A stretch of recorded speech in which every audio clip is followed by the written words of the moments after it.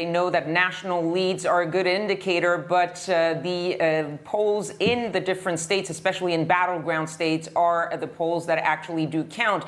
And there's also a sense that the Democrats have what people have started calling here 2016 PTSD, post-traumatic stress disorder, from what happened to Hillary Clinton back in 2016, where the Democratic candidate was ahead in the polls just days before the election, and then Donald Trump won. So Democrats, and especially the campaigns, are being very careful not to take any state for granted. And that's why you've seen Joe Biden really traveling around, especially the Midwest. That blue wall is what Joe Biden and the Democrats are focusing on. And of course, the biggest part of that blue wall, one that could really sway the election towards Joe Biden, is Pennsylvania, a state that he's focusing on today, with a couple of events in the state of Pennsylvania, especially in Philadelphia, to try to mobilize some of the key demographics, including minorities who maybe didn't turn up as much as Democrats had hoped for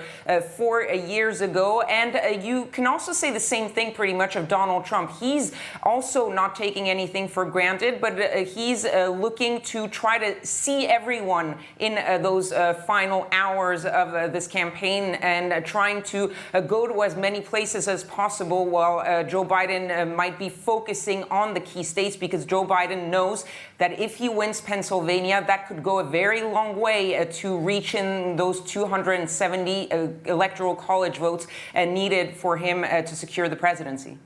What about the candidates' strategies in these final 2 days? What are their messages to voters?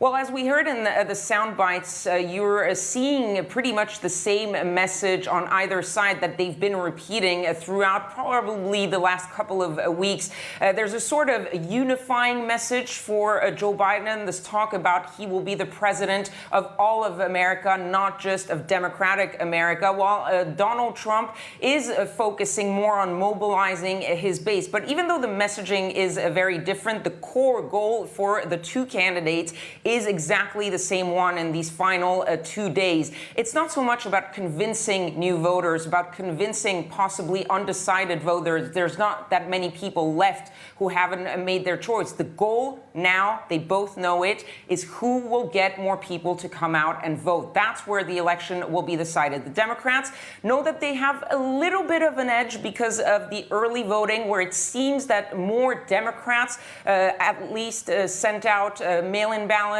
or went to vote early, and Republicans are counting on the election day votes, with Republicans traditionally, and especially in these pandemic times, more likely to say that they will be voting on November 3rd. So the Republicans are hoping that they turn out a big red wave on November 3rd to compensate on this early blue wave, while the Democrats are trying to push those final Democrats who maybe did not go out and vote. We heard Barack Obama yesterday saying, we got a little complacent 4 years ago. We need to go out and vote. Don't take it for granted. Don't think it's a done deal. We need every single one of those vote, and that is a common theme to both campaigns.